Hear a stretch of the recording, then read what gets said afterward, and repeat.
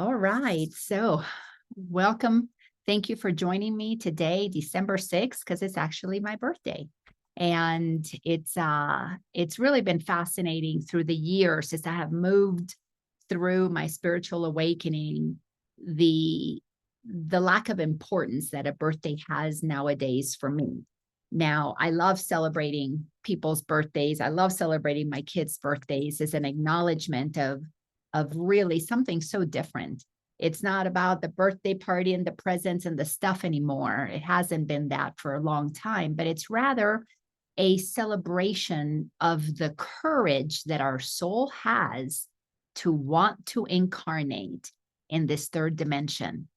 The more that I understand what's happening here, the more that I become aware of the miracle of being a non-physical being that chooses to have a human incarnation, that what that entails is just absolutely amazing.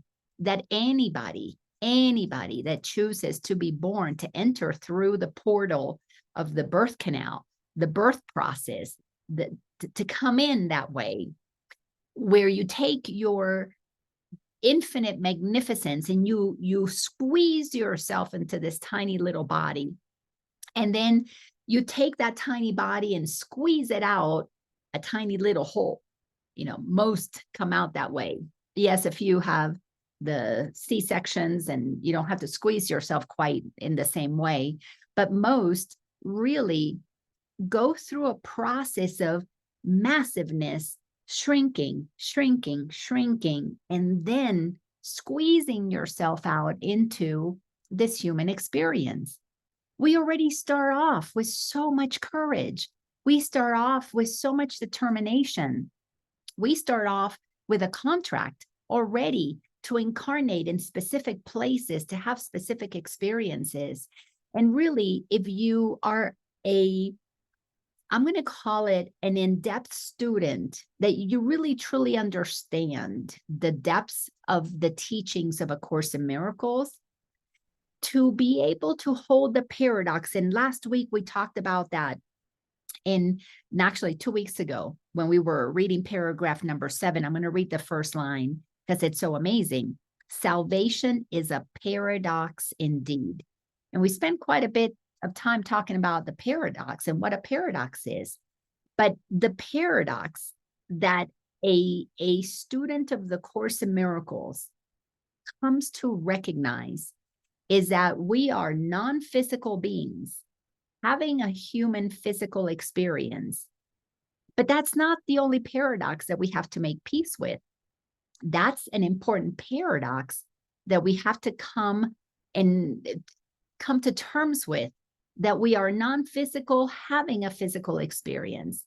But the bigger paradox is that we are non-physical thinking we're having a physical experience, but in truth, it never happened. That's the paradox that the Course talks about. Salvation is a paradox indeed, because we are saving ourselves, we're sparing ourselves. The mind is being freed from the illusion of even incarnation. And the Course in Miracles addresses incarnation. And it basically says incarnation is no different than any other illusion. That when you realize that you're in the mind of God, you don't even incarnate. There is no such thing as taking on this physical vessel, because what we are is just having an idea, an experience, a dream that we are in a physical vessel. All the while, we're not even here. So here we are celebrating a birthday, another day, another trip around the sun. It doesn't matter what we want to call it. For me, it's a celebration that I'm not even here. And yet, this morning, one of my sweet friends took me out to breakfast to celebrate that I am here. All the while I know I'm not here. So it becomes it's funny. Life is really funny. It's really amazing how we create these incredible celebrations and go through so much suffering when somebody dies, and we think of the birth and the death, and we go through the process of making one so special because it's the start of something, and another one so sad because it's the end. But the paradox is that the start is really the end. When you begin, when you're born and you think that that's the beginning, it's the end of your awareness. It's the end of remembering. And when we die and we think it's the end and we're sad, it's really the beginning and the start of remembering. So the paradox is we have everything so backwards. But here's the beautiful thing. When we are awake, as the Course in Miracles teaches, when we are awake and we know what we know, we understand. We're no longer deluding ourselves, lying to ourselves to try and make this dream seem so special and so important. But when you understand that it is an ordinary day in the I can't even call it the life, but in the eternalness of a soul that knows the truth, you begin to really enjoy the process. It's like, okay, how amazing that a body had the courage, that a soul had the courage to shrink itself, has had a physical experience. In my case, 62 times around the sun. I mean, I don't even feel that. I mean, it's just strange to even say that. But to really recognize that we are here for a reason, and no longer attached to what the world wants to do, is to do all that I can before I die, to accumulate as many toys before I die, as many accomplishments before I die. Once that is no longer what drives us, once it's no longer trying to preserve the body, and look good and stay alive and whatever, once you understand the paradox of it all, we begin to lighten up. We begin to relax.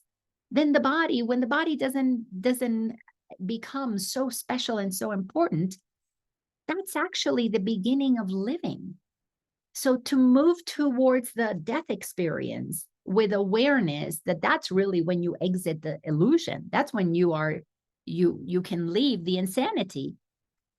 Then it's a matter of enjoying whatever time we experience here, time which is made up for us to have this time as a human vessel in order to have the interactions with one another, to experience each other in the ways that we get to experience each other, just for the fun of it, for the fun. And then we can just talk about, oh, right, beautiful, magnificent soul. What is it that you want to experience in this incarnation? You shrunk yourself to have a very specific, limited experience. Are you enjoying it? Are you making the best of it? Are you truly having as the Course calls it, a happy dream? Are you enjoying every bit of it? Because life is supposed to be fun and easy. When you know the truth and you're awake, you realize everything is backwards. You realize that birth is really, in many ways, as the world has been operating, is the death, because you forget who you are and you enter into darkness. And death is the birth, is the return. It's the remembering. So it's liberation.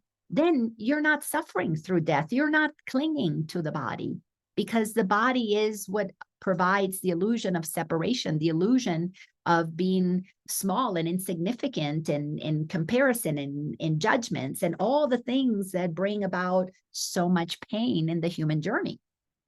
But the more we take these teachings and we understand, we're in chapter 30 of the Course in Miracles. I just love this book. I cannot imagine that I will ever stop reading these teachings forever. Because when we can embody, when we can embody what the teachings offer, we really, truly are free. And this new beginning that we have been in, it's about understanding that what is dying, what is ending, what we are leaving behind for those who want to go through the ascension process, those who want to live in a higher frequency, who want to be freed of the reactions and the stuff that happens when your mind is totally asleep. Understand that we are expanding our mind, our awareness, our knowledge. We are opening ourselves up to accepting more of what our soul knows. So we are waking up.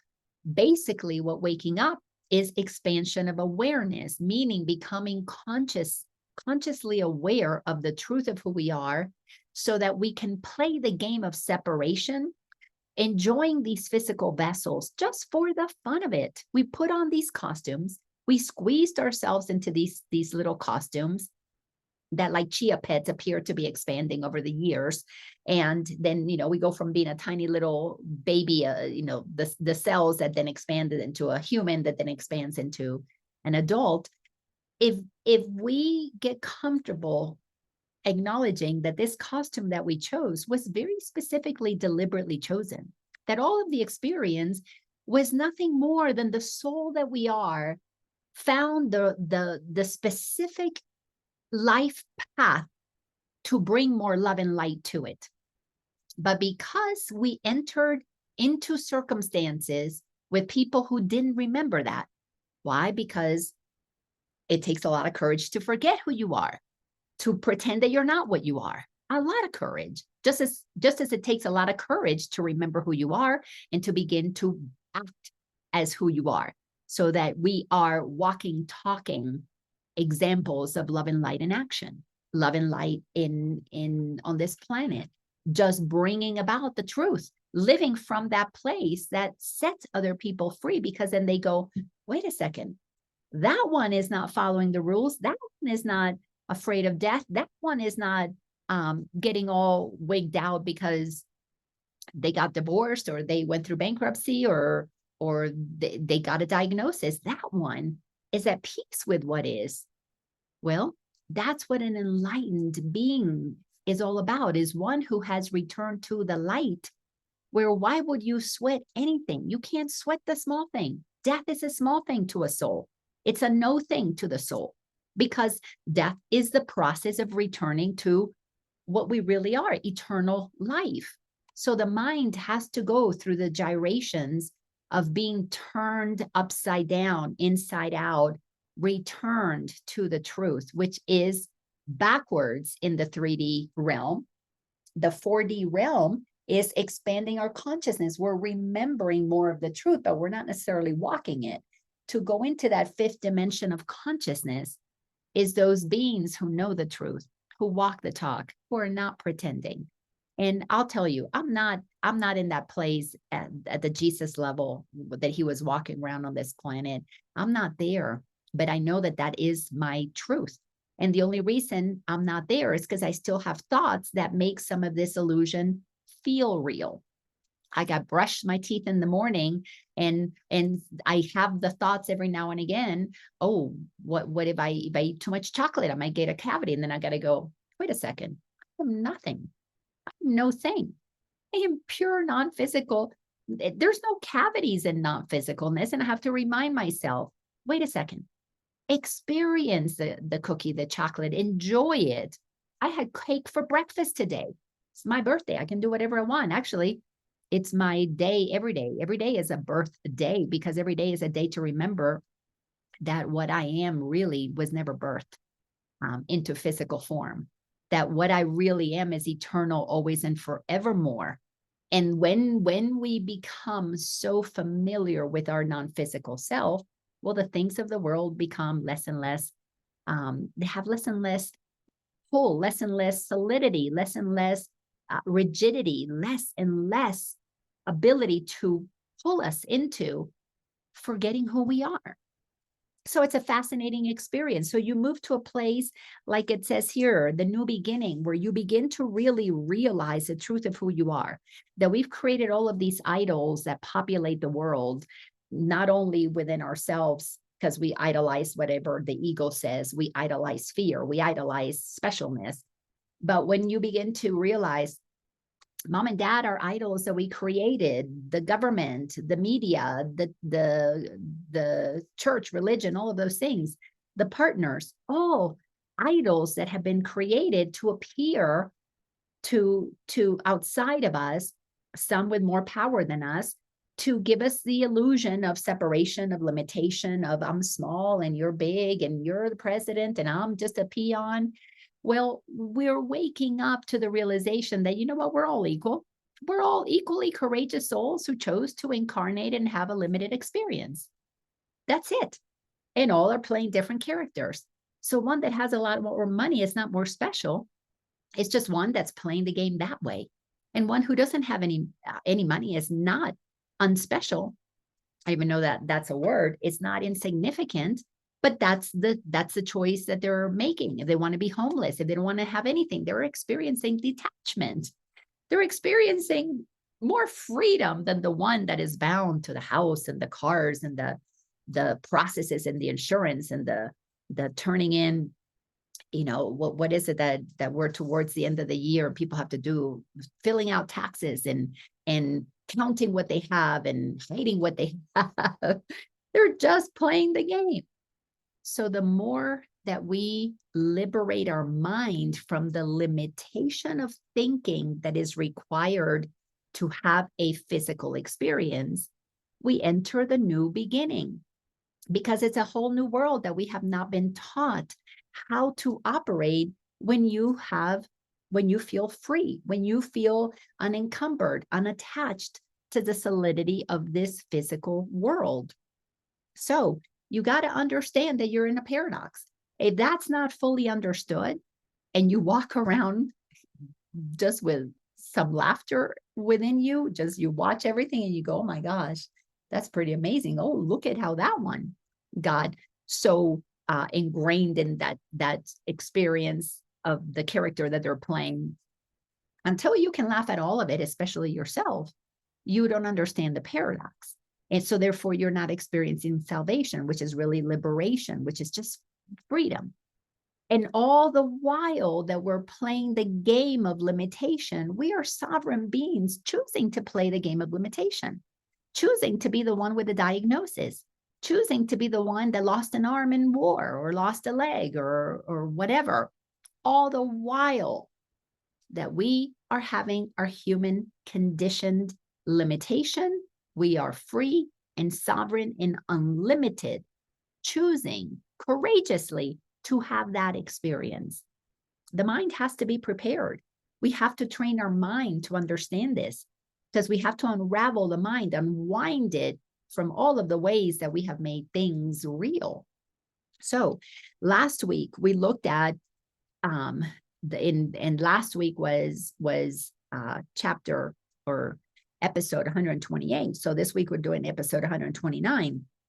We are still inside of section number 4, which is the truth behind illusions, understanding the real truth that is at the core of what we are as a soul, because that is how we wake up from the dream. Is we need to know the truth that is behind the illusion. We need to understand what perpetuates the illusion, and then understand how we contributed to it so that we can begin to pull our power from it, because we have to pull our power of creativity out of the illusion, the dream of separation that we don't want, pull it back and say, now I want to create something different. Now that I know this is all a game, now that I know I'm playing the game of separation, how do I want to play it where I bring a higher frequency, more love, more light, more transparency, more collaboration, cooperation, so that it becomes a joyful game, a happy dream, as the Course in Miracles says, that we can experience while we are in these physical vessels, while we still have these bodies that help us believe that we're separate. How can we make this a funner game, a more joyful game? So in last week, we looked at, let me see, we stopped. Okay. So let's look at paragraph number 8. So it's talking about the dream of separation, and we read the first couple of sentences last week, really begins to fade and disappear when we begin to stand in a gap. And a gap is basically, we stand right here, one foot on the side of the higher consciousness, one foot in the realm of the ego. We understand that we are non-physical, playing a physical game. We stand in the gap where now you have awareness of both, but you can't get to that place until you reach neutrality. The mind has to be trained to not judge, so that you can see everything as not good or bad. It just is what is. Because when you can see things totally, completely in neutrality, you now have an appreciation for all of the billions of ways the game can be played. And now you observe, all right, this is what the ego does. This is why there is fear, there is hate, there is judgment, shame, blame, guilt, killing, hurting, abusing. It's because there's a decision to forget who we are, and therefore we are operating in a state of darkness, meaning the light's not turned on. We don't remember who we are. We are in darkened. We have forgotten who we are, and we're protecting ourselves. And if we were abused, we become abusers of others. So the bullies become victims because they were victims first. And it's a vicious cycle that happens. In neutrality, you recognize that and go, okay, that's what happens. So you don't want to play in that frequency anymore, blaming. You move into neutrality and you go, wow, what courageous souls that are choosing to play that game. What courageous soul that chooses to get a diagnosis, that chooses to go through, brain surgery. What courageous beings that come in and choose to be abused, choose to go through horrendous situations when they're little. That's courage, to limit yourself when you are unlimited, and pick one little costume to wear, and it happens to be a pretty dark and dense costume. When you can see them as courageous, you are beginning to experience liberation, because you're beginning to see beings as powerful, not as victims. And the only way to see the power in another is to activate it within yourself. When we feel sorry for people, when we, oh my God, we got to take care of them because they can't take care of themselves, it's because you haven't tapped into your own power. But once you tap into your own power and you begin to realize that you can stand in the gap, which is what the fourth dimension is all about, a standing aware, this is ego, oh, this is God. This is physical, this is non-physical. And you can begin to stand in the two, acknowledging that they're happening at once. That is to be aware. That is to experience the beginning of salvation, which is a paradox. But then, of course, there's the next level when you put one foot in the fifth dimension and you have one foot in the fourth dimension. This is a third dimension. This is the fourth. But when you begin to move here, because you've understood accepting everything is as is, because you've already moved through neutrality, now you're tapping into the mind of God and you're learning to love all that is. One foot is in the fifth dimension where none of this is real. One foot is in the fourth dimension where you realize, oh, wow, all these courageous beings came in to choose these experiences. They had no idea that they could even choose between love and fear. Fourth dimension, you're choosing between love and fear. Fifth dimension, your mind is trained, as the teachings of the Course in Miracles have done for me, solidly grounded in knowing that none of this is really real. It really isn't real. But the walk and the talk match. You walk around, yes, go to the grocery store and buy the food, going, oh my goodness, how fun it is. Well, what do I want to experience this week as my meals while I have a body? I'm going to make the best of it for as long as I have a physical vessel, because it's pretty darn fun to have a physical vessel. It's like how exciting it is to have something that gives you the experience so individuated, unlike what you know yourself as one with all that is. So now it's just about having fun with the physical. So when you stand in the gap, you begin to perceive the toys, as it says in here, that were created with terror, with fear, from the plain fun and games that we get to experience. And then you connect, co-create, you vibrate, you resonate with those who are operating at a much higher dimension, where the thought of fear is not even conceived, because it's not part of that frequency. Collaboration, co-creation, that is where you're coming together with playmates. Everything is transparent. Nobody's trying to become special. Nobody cares who gets credit. It's all for the collective. That is such a beautiful place of liberation, but few get to have that experience until they're willing to go through the process of training their mind to realize that none of this is real. And it takes time to get the mind to that place. I've been on this journey over 21 years, and I can tell you, it took decades to get to the place where that level of awareness and knowingness become embodied.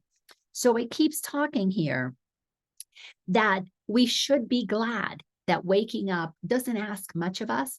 It asks very little. It asks us just to recognize the truth of who we are, because nothing in the world of the ego is real. Nothing. It appears real. The house seems real. The body seems real. The money seems real. Paying taxes seems real. But that's only because our mind is trained to believe it is real.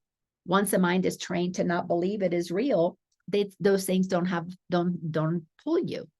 Then you gravitate towards those who are operating in this physical plane, but they're operating at a dimension where we don't need to do those things. We don't need to get sick. We don't need to pay taxes. We don't need to participate in medicine, because the healing comes from within, because there's one foot standing in the awareness that we are non-physical, and we're accessing the ability to command the cells of the body, to command everything that is yours to have command over. And you're beginning to become your own healer, your own governor, your own president, your own boss, your own guru.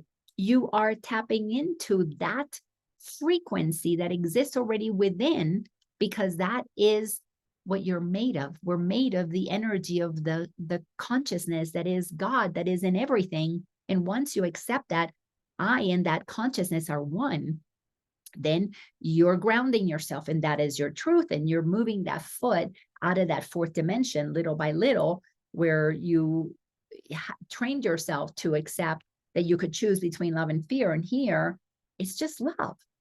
And love is what heals, because you're tapping into the truth of your frequency. You're tapping into allowing yourself to be more than you were conditioned to think you are. And when you spend time, and this is just one of those amazing things that I get to experience with my little grandson. I know I moved to Colorado so I could be learning at the feet of my guru, who is my grandson. And he knows he deserves what he wants. And he walks about in joy and play most of the day. And when he has a tantrum and he doesn't want something, my goodness, he has no problems voicing his opinion. And it's really amazing to watch this little child. He doesn't pay taxes. He doesn't have a to-do list. He's not worried about getting sick. If he wants a cookie, he's going to eat the cookie. And if he wants to play, he's going to play. And when he's tired, he tells you, I want to go night-night. And he takes care of whatever it is that he's feeling like he desires in the moment, because he lives in the moment as a master creator without a mind that has been limited. And you can't do that. Oh, no, you got to do this. Oh, you got to go to school, get a job, and pay bills and taxes and blah, blah, blah, blah, blah. His mind has not been corrupted that way. So he lives in that fifth dimensional consciousness. And guess what? He's finding the collaborative components who come and meet him in play and collaboration and co-creation. Nobody has to get credit. It's all fun. It's all joy. Because until we are prepared to let go of fear as a reality of the egoic construction of our thought system, we are not going to experience liberation. And here in this particular section, paragraph 8, it is telling us that even in illusions, all that is asked is that forgiveness be substituted for fear. And when you have fear, you forgive yourself for thinking it is real. Go, oh my goodness, I forgive myself for believing in this separation, for believing in this suffering. In the moment that you forgive yourself, you have liberated yourself. Such is the only rule for happy dreams. Forgiveness That is the only rule for happy dreams. So the Course in Miracles wants us to understand that we need to learn how to forgive ourselves for forgetting the truth, forgive ourselves for pretending separation was real. We forgive ourselves. I didn't know what I was doing because I was a small child that got conditioned into my parents' beliefs. I forgive them. They didn't know what they were doing. I forgive their grandparents or their parents and grandparents. They didn't know what they were doing. They didn't know that they were teaching my parents to contract my mind by teaching me things that were not true. Then I began the process of expanding my mind. I began to see, oh, wow, I can expand my awareness of the truth. I can move beyond what I saw with blinders and begin to see there's so much more. And most people that are on a spiritual journey, so many of them don't even know how much more there is, because the ego gets spiritualized and then it focuses on certain things, doesn't open up to what really truly sets us free. This is all a pretend. It's like a virtual game in the mind of God. It's like a video game. We're like inside of a video game, and the master creator is just having experiences. But in a video game, nobody really dies. It appears that they do, or in a movie, it appears that they do. Then they cut the scene, they're done with the scene and they hit stop. And then the actor gets up from the floor and dusts off the powder or the liquid that was blood or whatever. And off they go, off the set they go. Liberation. It's amazing. So when we can stand in the gap, this is the world of the ego, this is the world of God, and I prefer the world of God because God created us to extend love and light, but we were given free will, which means we can choose with a lot of courage to shrink our mind, to shrink our bodies, to shrink our soul, and enter through the portal of a human. God doesn't punish us for playing that game because God knows that that game doesn't alter what we are. It just gives us an altered state temporarily. And if we want to play the game that way, God does not mind, because God knows that we're not contained in the illusion. We are the non-physical, infinite aspect choosing to play that game. And when we make peace with the fact that we're co-creating everything, we're creating our experience. And then you go, well, then if I am bored with this, if I'm tired of this sickness, if I'm tired of hunger, if I'm tired of bad relationships, well, how do I want to play instead? And then you commit to that. You focus on only that. You use your mind to get clear about what you prefer. And then you only tolerate thoughts that are of that frequency, that match that desire. And the thoughts of fear, of hate, of self-hate, you say, no, I am not going to listen to that song or to that belief anymore. It's BS. It's a belief system. It's bullshit that we don't have to buy into unless, of course, you want to buy into it. Everybody that is operating in fear, they want to be in fear. The soul wants to have that experience. Now, at the human level, nobody would want fear. Well, because at the human level, we're denying that we're creating it. So, of course, nobody wants what they're not creating. They only want the things that they were trying to accomplish. But you got to step out, got to go to the gap where you can see the third dimension is of limitation and acknowledge, well, that's only possible because somebody chose to be born and have that experience. It's absolutely mind-blowing, and it needs to blow our mind from such limited, tiny, inconsequential thinking, and move ourselves into the place of forgiving ourselves for forgetting that we were all playing the game of contraction, and expand ourselves into the game of liberation. Such is the only rule for happy dreams. The gap is emptied of the toys of fear, and then its unreality becomes plain to see. You can see it. I don't want to play that way anymore. Sentence number 9 says, dreams are nothing, and the Son of God, the daughter of God, can have no need of them. I don't need to be afraid of the IRS. I don't need to be afraid of a president. I don't need to be afraid of a vaccine or the World Health Organization. I'm not afraid of any of these people, because in my reality, they have no power over me. So I'm not going to be afraid of something that I have withdrawn full power from. So now I just see it. Oh, they're choosing. Oh, this one's choosing to pretend to think that he's a billionaire who can tell people what to do. Oh, this one is playing the game, pretending to be a candidate or a presidential candidate. Well, this one is playing the game of being a president. This one's playing the game of being a doctor. This one's playing the game of being a journalist. How cool is that? But whatever they say has no power over me, because I feel what is true and resonates with what is working with me in the co-creation of the happy dream. So what vibes with me is those who are playing the game that bring about liberation for the greater good of all, for whoever wants it. And if somebody wants to stay in limitation, if somebody wants to be part of that, they can, because they're the creators of that reality. And when you can see it neutrally, you see, oh, people play this level. And let's use the grades in school as an analogy. Some people want to play the third grade game, and it's serious and it's work and it's hard, and bodies get sick and bodies get well, and there's birth and there's death. And then somebody wants to play the fourth grade game. You know what? They see that, but I really don't want to choose that path. What else is there? Let's look for other alternatives. And some people are choosing to play the game of the fifth grade level of consciousness, where we're not even going to bother with those characteristics of the game. We don't even want to play. We don't need cops. We don't need robbers. We don't need jails. We don't need psychiatric wards. We are going to play the game with none of those things, because none of those things are necessary when everybody is 100% completely responsible for their creation, and they create from love.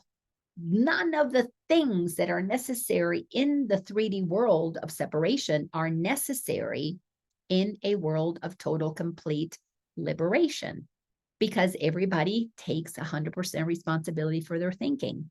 Nothing is wished that is ill for another. Nobody abuses anybody. Those things don't happen. So you don't need a legal system to police that, because it doesn't exist. Just as we're not going to need medical systems, because healing will happen within. But until we are here, we are crossing a bridge to get there. And different people are at different stages of awakening. And when you become really, really good at feeling what resonates with you and what doesn't, and you become radically honest, and you do not let fear run your life, you realize that you are creating everything. So why not create with joy? Why not create with peace? Why not observe with gratitude those who want to play the game of separation in darkness, in sadness, in suffering, and go, wow, you get an Oscar. You just play that role so well. And you just stay back and just enjoy the show while you are participating in the collaboration of the new earth, as the Course calls it, a happy dream. To get there, from here, you got to go through a journey, and you got to forgive yourself for forgetting. And that's what's so amazing about this process that the Course in Miracles has laid out for us. It gives us the steps to walk that journey. I think I'm going to start a Course in Miracles study group next year, because too many people, and I know many people who have been even in mastery years with me, they talk it, but they're not walking it. They can recite some of the lessons, and they can recite some of the things, amazing things. I don't know what anything is for, and I'm entitled to miracles, or God, what would you have me do? Say it, but don't really live it. Don't embody it. Don't experience it as their truth. So I'm going to move into doing more, using these lessons to really help people ground themselves. And the Son of God can have no need of those dreams that don't offer us anything. They offer him or her no single thing that he could ever want. Why do we want to be right about a world of suffering? Why do we want to be right going up against the IRS? Why do we want to be right going up against the medical establishment? Why do we want to be right? Because the ego is operating in density And there's always a villain and a victor. There's always a victim and also a bully. So the ego has to play it out that way. But when you don't play that game anymore and you put those childish games aside, you stand in clarity about what you prefer and you co-create it from within yourself. You bring it into manifestation. Because if you want healing, you don't go outside of yourself for it. You own it from within. And that takes time to get practiced at acknowledging how powerful we are. So, sentence 12 says, he is delivered from illusions by his will. You have to want it. You have to decide that you want to accept all the power of creation that's been given to you. The power of creation that helped you shrink becomes the power of creation that helps you expand. If I created suffering and I don't want suffering, how am I going to use my superpower now? Well, I'm going to imagine it. I'm going to think about it. I'm going to look for people who live at that frequency. I want that. How do I do that? How do I get that? Then the mind becomes singularly focused on having only, got a little bit of running nose, hold on. Your mind becomes singularly focused on giving yourself that experience no matter what. You're not willing to have any other experiences of suffering and of limitation. You claim your power and you embody it, you live from it. Something happens that you don't like in your day. Well, I created that. Something happens that you enjoy in your day. I created that too. And now everything is your creation. And then you become really clear about what you prefer. And the more you accept that you are the creator of your reality and that your reality is created from a loving source, then you cannot do anything but create with love. There's just no other way. We become restored to what we are when we desire to be free of limitation. When we recognize we incarnated to shrink ourselves. Let me tap into the me that had that idea and created that reality and say, I'm done with that. Only now we don't have to die to expand. We expand while we are in physical form.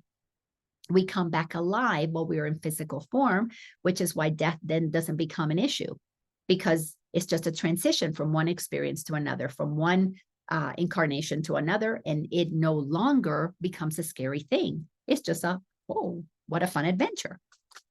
What could God's plan for his salvation be except a means to give him to himself?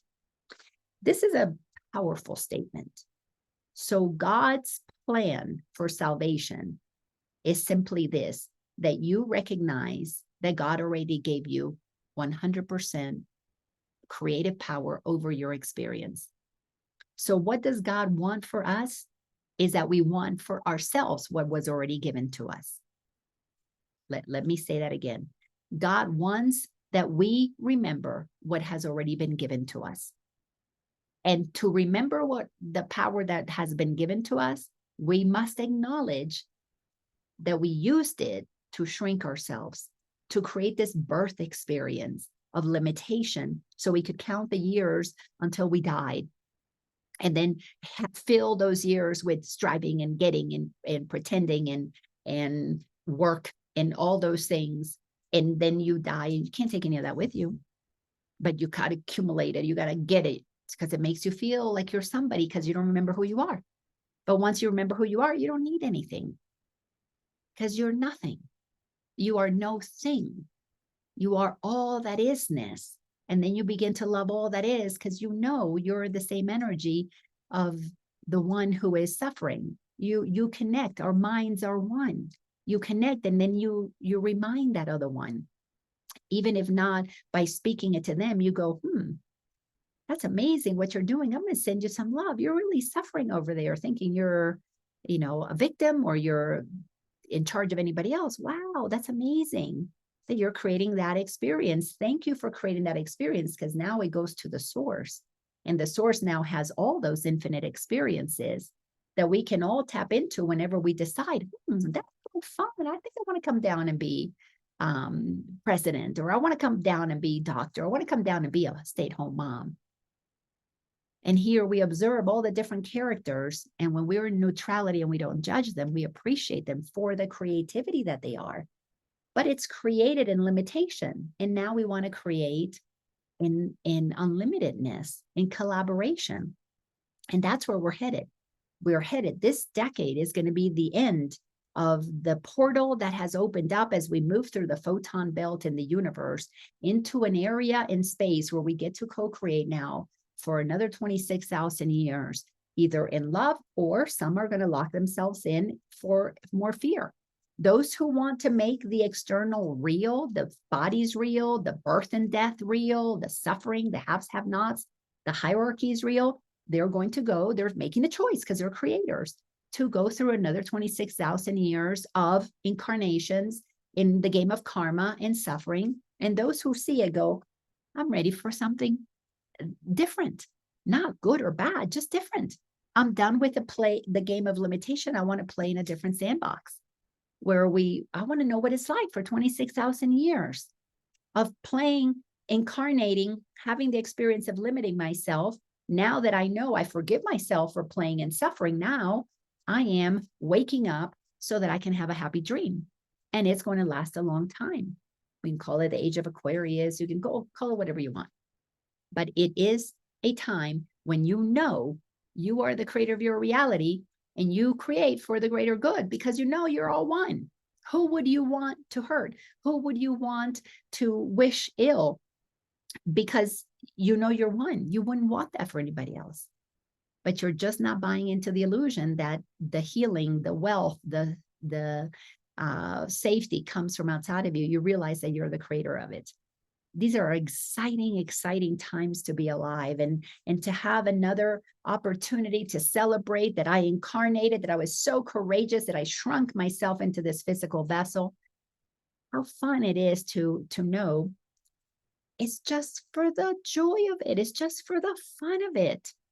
There's no aging for the soul that I am. Now the body is going to go through its aging process, but not because it's a bad thing, but because it's just an experience that I'm having. Just as a flower goes through an aging process, as a tree goes through an aging process, in the world of physicality, things have a beginning and an end. All right, those are the rules of the game. Now let me play them with joy, with fun. That's the completion of this paragraph. Next week, we're going to start with paragraph number 5, and the title of it is The Only Purpose, until we get clear that we have only one purpose, and that is to bring love and light to the planet. Either we forget our purpose and we enter into limitation and ego constructs an idea that is not true, or you recognize, oh, yep, I did that. I forgive myself for forgetting.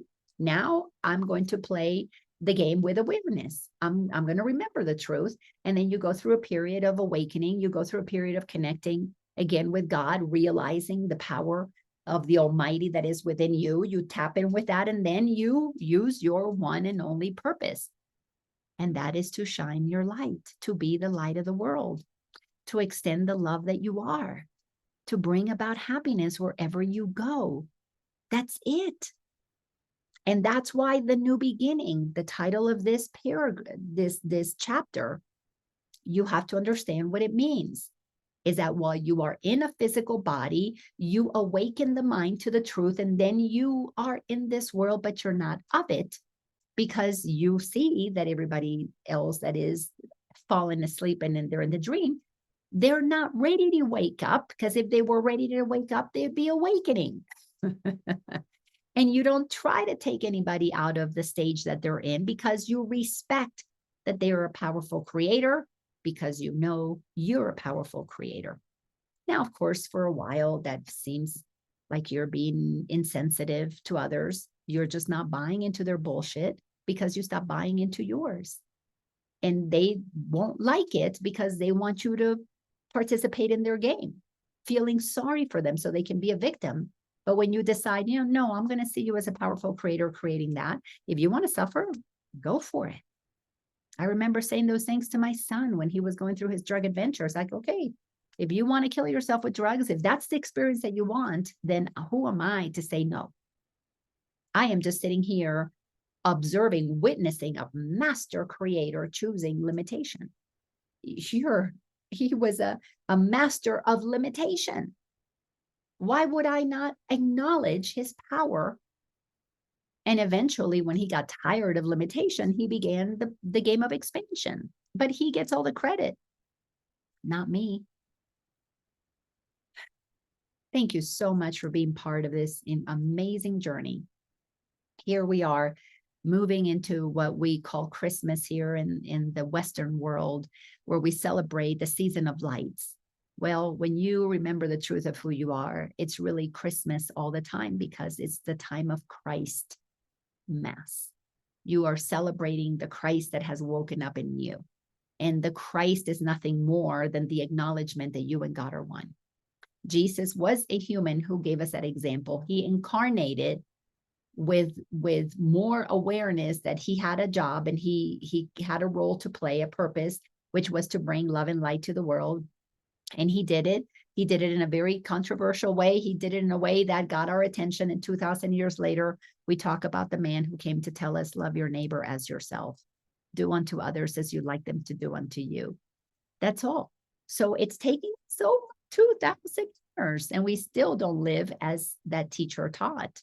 And we've had many other teachers since. We had many teachers before that. But now many are deciding that they're bored with the old game and we want to experience Christmas all the time. And that means we turn on the light that is within. We operate from the love that we are, and we just shine it. And that's the present that we bring to the world because we only have one purpose. And next week, we'll talk about what that only purpose is. We'll unpack it. Thank you for being here. Sweet sister, I see you there. Thank you for being with me.